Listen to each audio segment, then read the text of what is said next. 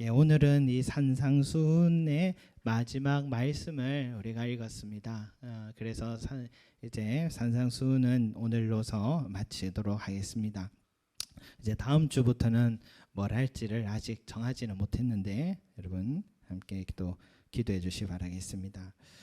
여러분 우리가 지금 이렇게 산상수훈 5장부터 이 7장까지 말씀을 읽었는데 여러분 사실 그 당시 예수님 앞에 있던 그 무리들은 예수님의 얼굴을 보고 표정과 그 입술에서 흘러나오는 목소리도 듣고 그 말씀을 들을 때에 얼마나 감명 깊었을까 하는 생각이 듭니다. 그 중에는 예수님을 아는 어릴 때부터 자라난 과정을 다 지켜본 고향 사람들도 있었을 것 같아요. 갈릴리 지역이니까. 그 사람들은 어릴 때 똑똑한 줄은 알았지만 저렇게 탁월한 가르침을 하는 모습을 보고 너무 깜짝 놀랐으리라 생각됩니다. 심지어 또 그 당시에 직업으로 가르치는 일을 했던 서기관들보다 더 탁월했다라는 것을 사람들은 놀라는 거죠. 그래서 오늘 말씀에 예수께서 이 말씀을 마치심에 무리들이 그의 가르치심에 놀라니 이는 그 가르치는 것이 어떤 자와 같다고요? 권위 있는 자와 같다. 그들의 서기관들과 같이 아니했다.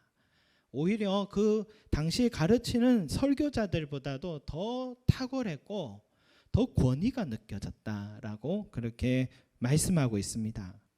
여러분 우리가 그 분야에 대해서 다 이해는 못해도 그 사람이 권위 있는 선생인지 아닌지를 알 수 있잖아요. 그것은 그 사람의 가르칠 때 그 눈빛을 보면 알 수 있고 그리고 그 음색을 들어도 알 수 있고 가르침의 또 일관성, 논리성을 들어봐도 확신을 갖고서 가르치는구나 아니면 확신이 없구나 하는 것을 느낄 수가 있습니다. 그것은 우리가 충분한 지식이 없어도 느껴지는 부분이다 할 수 있습니다. 그 무리들은 예수님의 말씀을 들으면서 그 권위를 느끼게 된 것입니다. 어디 그뿐입니까? 여러분 예수님은 능력도 있었습니다. 이제 7장 마치면 8장부터 예수님의 치유 사역들이 시작되는데 문둥병자가 예수님을 만나자 치료됩니다. 중풍병자가 일어납니다. 귀신 들린 사람의 귀신이 쫓겨납니다.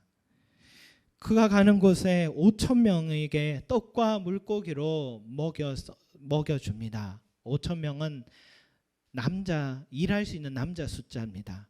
여자, 어린아이, 나이 많은 사람까지 하면 2만여 명의 사람들이 항상 예수님이 어디 가기만 하면 따라왔습니다. 배를 타고 일부러 피하면 배까지 같이 타고 또 따라옵니다. 또 걸어서라도 호수 건너편에 미리 와서 기다릴 정도로 예수님의 인기는 대단했습니다. 그러니까 예수님은 지금의 그 아이돌의 그 팬층보다도 그 당시에 그 이상의 팬들을 몰고 다닐 만큼 예수님의 인기는 대단했습니다. 일거수일투족을 다 알고 언제 어디에 계신데 어디로 가시기로 했대 하면서 모든 팬층들이 예수님을 따라다녔습니다. 여러분 이 정도면 국회로 가야 될 분 아니겠습니까? 국회 가도 조금만 있으면 원내대표 되고 조금 있으면 대권 잠룡이다 해서 당장 임금이 되기에도 그렇게 어렵지 않은 그런 영향력을 갖고 있는 권위를 가지신 예수님입니다. 여러분 오늘 말씀에도 예수님이 권위 있는 자와 같다라고 했는데 예수님의 그 권위와 그 권능, 그 능력이 어디에서 나온 것이냐? 우리는 오늘 그것을 한번 살펴보고자 합니다. 여러분 예수님의 말씀을 들었을 때 권위가 느껴지게 된 것은 무엇 때문일까요? 그것은 예수님 자신이 갖고 있는 고유한 권위가 있었기 때문입니다. 예수님 자체가 갖고 있는 고유한 권위가 예수님께 있었기 때문에 권위가 느껴진 거예요. 한 번은 예수님이 유대인들 앞에서 나와 아버지는 하나이니라. 이 말은 뭡니까? 나도 아버지 하나님처럼 나도 하나님의 아들로서 하나님이다. 이런 말이어서 어디 신성 모독을 하느냐고 돌팔매질로 맞아 죽을 뻔했습니다. 또 제자 빌립에게는 뭐라 했냐면 나를 본 자는 아버지를 보았느니라. 이것도 같은 하나님이라는 뜻이죠. 내가 곧 길이요 진리요 생명이니 나로 말미암지 않고는 아버지를 올 자가 없느니라. 자기가 뭔데 길이요 진리요 생명이라고 말할 수 있을까요? 너희가 성경에서 영생을 얻은 줄 생각하고 성경을 연구하거니와 이 성경이 곧 내게 대하여 증언하는 것이라 라고 하시면서 끊임없이 자기 자신이 하나님이시라는 것을 강조하고 말해 오셨던 것입니다. 여러분, 자신이 곧 영원한 생명을 줄 수 있는 구원자라고 말씀하신 것입니다. 우리는 세상에서 성인 군자로 예수님을 성인 군자 반열로 올려 놓습니다. 그러나 그것은 예수님의 뜻과는 전혀 다른 거예요. 예수님은 자기를 하나님이라고 말씀하셨습니다. 성인 군자라고 말한 적이 없습니다.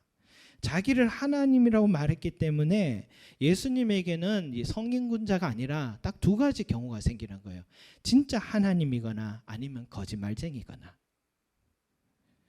여러분, 예수님을 도덕적으로 좋아하는 사람들에게 예수님은 하나님의 아들로서 당신을 구원하기 위해 이 땅에 오셨습니다 라고 하면은 등을 돌릴 겁니다. 유대인들처럼.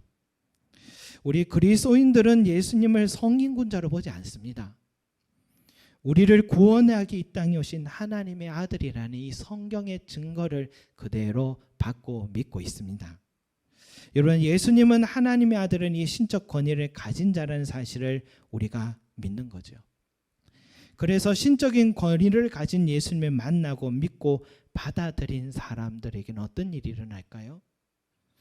예수님의 그 권세와 그 능력이 그것을 예수님을 받아들이는 사람에게는 예수님의 권능과 예수님의 권위가 받아들인 사람에게 소유하게 되는 것입니다.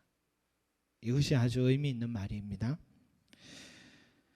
너희가 땅에서 매면 하늘에서도 매일 것이요 무엇이든지 땅에서 풀면 하늘에서 풀리리라. 우리가 뭔데 어떻게 그런 일을 할 수 있을까요? 너희가 기도할 때 무엇이든지 믿고 구하는 것은 다 받으리라. 어떻게 그게 가능합니까? 너희가 내 안에 거하고 내 말이 너희 안에 거하면 무엇이든지 원하는 대로 구하라. 그리하면 이루리라. 오직 성령이 너희에게 임하시면 권능을 받고 너희가 누구의 죄든지 사하면 사하여질 것이요 누구의 죄든지 그대로 두면 그대로 있으리라. 누구든지 이 산 들어 바다에 던지라 하면 그 말하는 것이 이루어질 줄 믿고 마음에 의심하지 않으면 그대로 되리라. 무엇이든지 기도하고 구하는 것은 받은 줄로 믿으라. 그리하면 너에게 그대로 되리라. 약속하셨습니다. 예, 감동이 되지 않습니까? 예, 감동적인 얘기입니다, 사실은. 대단한 이야기예요, 여러분. 우리가 뭔데 구한다고 그게 응답됩니까?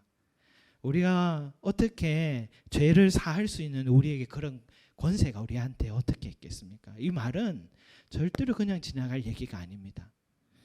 여러분, 왜 이런 권능과 권위가 우리에게 가능한 것이냐는 겁니다. 그것은 신적인 권위를 가진 그 예수님을 믿고 내 안에 모셨기 때문에 가능한 일이 되는 것입니다. 우리는 자랑할 게 아무도 없어요. 그 모든 일들이 내 안에 계신 예수님의 권능이요 예수님의 권위에서 난 것입니다. 그래서 우리도 예수님의 이름으로 명하노니 사탄아 떠나가라 하면 귀신 들린 자의 귀신이 쫓겨나는 것입니다. 뭡니까? 또 예수의 이름을 명하노니 일어나 걸으라 라고 베드로가 안진뱅이에게 외쳤더니 안진뱅이의 발목에 다리에 힘이 들어가고 일어난 것은 바로 그 예수의 이름의 권세 때문이었습니다. 예수의 이름 그 자체가 가지고 있는 권위를 저와 여러분도 사용하는 은혜가 있기를 바랍니다. 예수님을 의심하지 않고 믿으면 구하는 그 기도는 다 이루어 주신다는 이 약속을 믿고 구하시길 바랍니다. 하시기 바랍니다. 예. 저도 이런 경험들을 많이 하게 됩니다. 목사라서 그런 게 아니라 예수를 믿는 사람이기 때문에 이런 경험을 하게 된다고 저는 믿습니다. 목회자로서 사례들을 받아도 항상 플러스 알파가 필요하잖아요. 그러면 다음 달이면 어떻게 펑크가 나겠다라고 싶을 때도 그런 상황인데도 이상하게 지금까지 한 번도 그런 일이 없도록 하나님께서 늘 막아주시는 그런 주님의 능력을 체험하고 걸어왔습니다. 그래서 그런지요, 기도만 하게 됩니다. 최근에도 그런 걱정이 또 왜 없었겠습니까? 그래 있었는데, 그런데 전보다는 염려하는 마음이 점점 줄어들고 이제는 기도하면 되지, 늘 그랬듯이 기도하면 되지, 이런 생각이 들었습니다. 최근에 또 통장 잔액이 또 비었습니다. 그런데 바로 또 그때도 또 기도하죠. 그런데 바로 그날에 잘하는 한 분 권사님이 전화가 갑자기 오셨어요.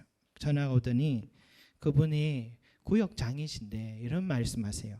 목사님은 잘 알지 못하시는 분일 텐데 또 그분은 또 이름도 얘기하지 말아달라고 하면서 그분이 목사님께 꼭 필요한데 사용하라고 저를 통해서 이렇게 또 전해달라 하십니다. 계좌번호를 좀 가르쳐 주세요. 그렇게 얘기를 하시더라고요.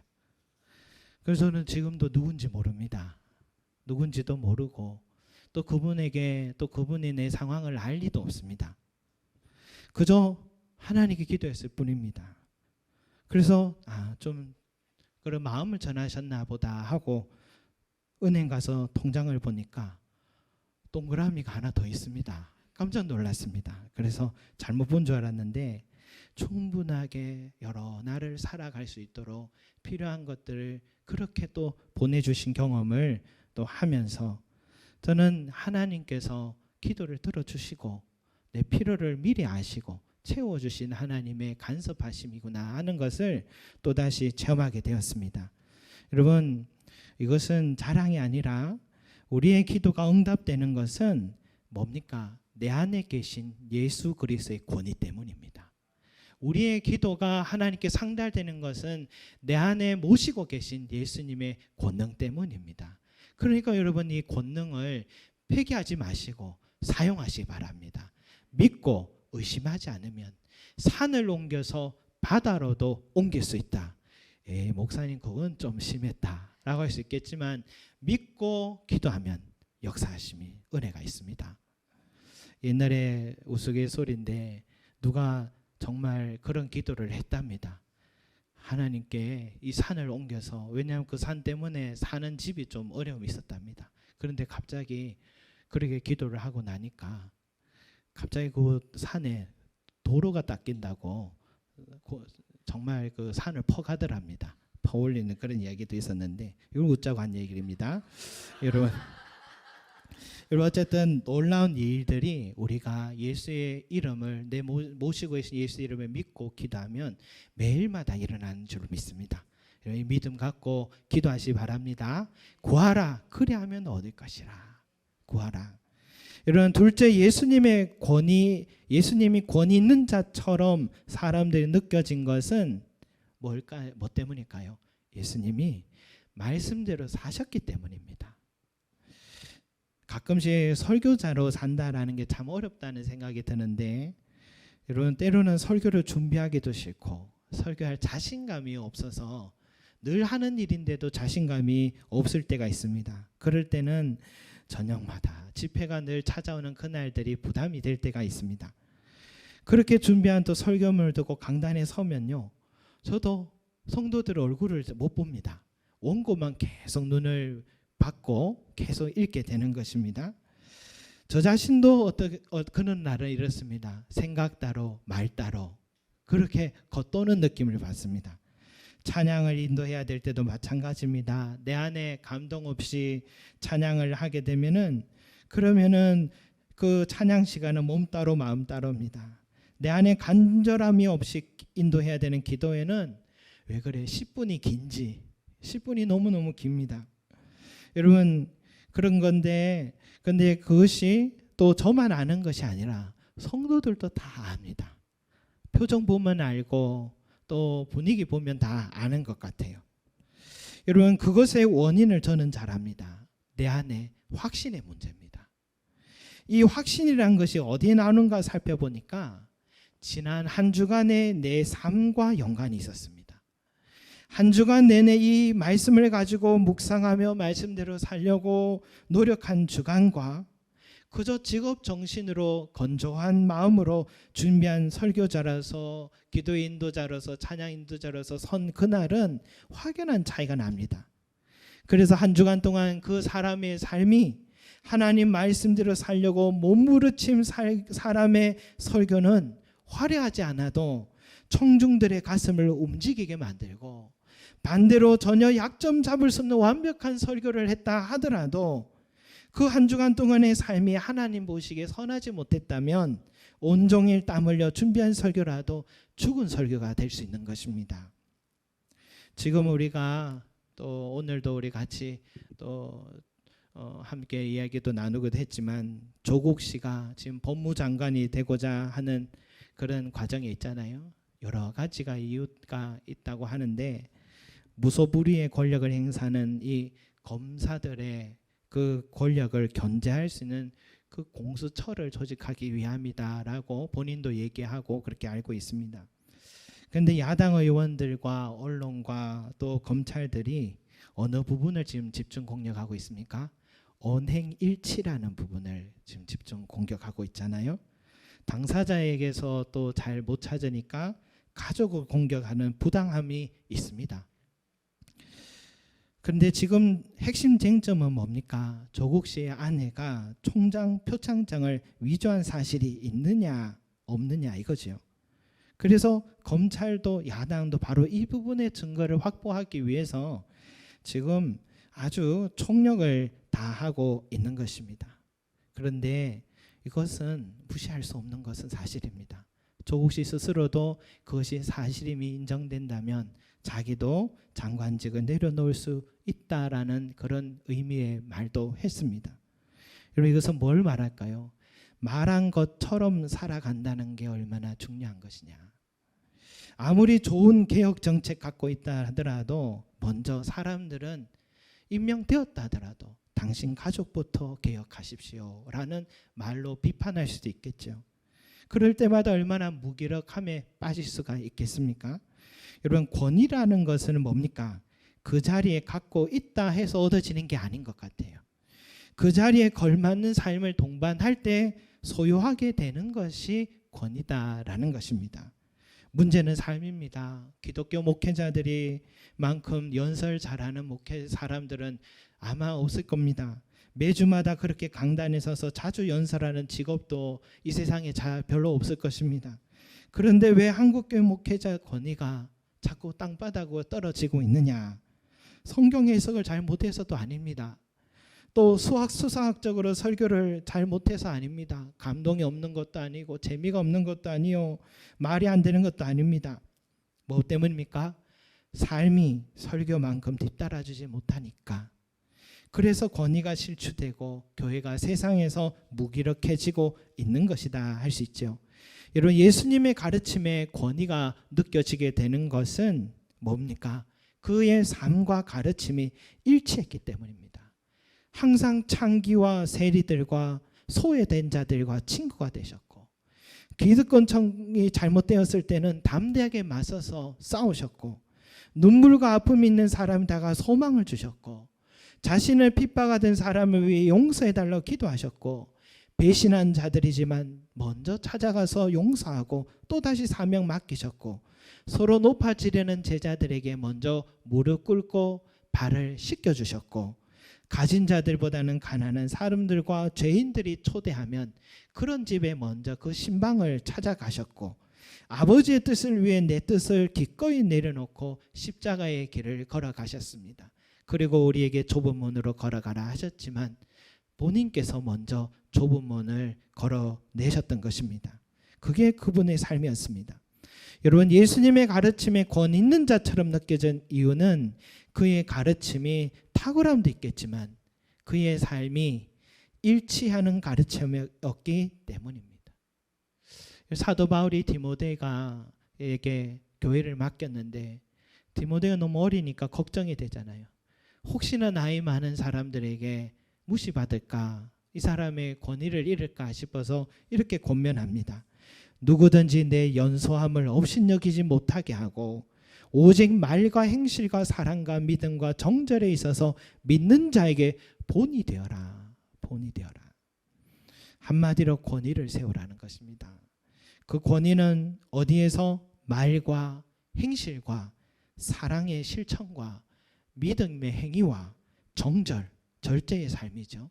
바로 이런 하나님의 뜻대로 살아가는 삶에서 권위가 세워지고 우러나오는 것이다 라고 디모데에게 권면을 했습니다. 여러분, 저도 목회자로서 이제는 어떻게 하면 정말 완벽한 문장, 감동적인 설교를 준비할 것인가, 여기에 집중할 것이 아니라 나는 말하는 대로 살아가고 있는가, 말씀대로 살아가고 있는가, 목회자인 저는 거기에 집중해야 될 것입니다. 그리고 우리 성도님도 각자의 자리에서 권위 있는 자들이 되시기를 소망합니다. 교회 생활에서도 권위 있는 자가 되십시오. 직장에서도 권위 있는 자가 되시고, 가정에서도 권위 있는 아버지가 되시고 권위 있는 어머니가 되시기 바랍니다. 그러기 위해서는 말씀대로 살아가시려고 힘써야 될 줄 믿습니다. 말과 행실과 사랑과 믿음과 정절에 있어서 본이 되어야지 나는 이렇게 못 살아, 난 내대로 내가 살아온 방식대로 그냥 살 거야, 포기하지 않을 거야 하면서 그렇게 하면 안 되는 겁니다. 오늘 예수님의 이 산상수훈의 말씀 한 절 한 절이 내 삶이 될 수 있도록 포기하지 말고 끝까지 걸어가신다면 예수님께서 바로 그 사람을 반석 위에 집을 세운 사람이 되게 하고 어떤 강풍과 비가 쏟아져도 흔들리지 않는 그런 사람들이 될 줄로 믿습니다. 여러분, 요한복음 7장 17절 말씀 우리 같이 한번 찾아보겠습니다. 요한복음 7장 17절 말씀입니다. 마지막으로 요한복음 7장 17절 말씀 한번 찾아보겠습니다. 그리고 이 말씀에 줄을 치셔도 됩니다. 요한복음 7장 17절 말씀입니다. 신약 155쪽에 있습니다. 이 말씀이 무엇라고 얘기하는지를 함께 살펴봅니다. 같이 읽겠습니다. 시작. 사람이 하나님의 뜻을 행하려 하면 이 교훈이 하나님께로부터 왔는지 내가 스스로 말함인지 알리라. 아멘. 여러분, 우리가 하나님 말씀을 들었다고 좋은 말씀들 많이 듣잖아요. 좋은 설교들 많이 듣잖아요. 그리고 깨달았다고, 감동받았다고, 은혜 받았다고.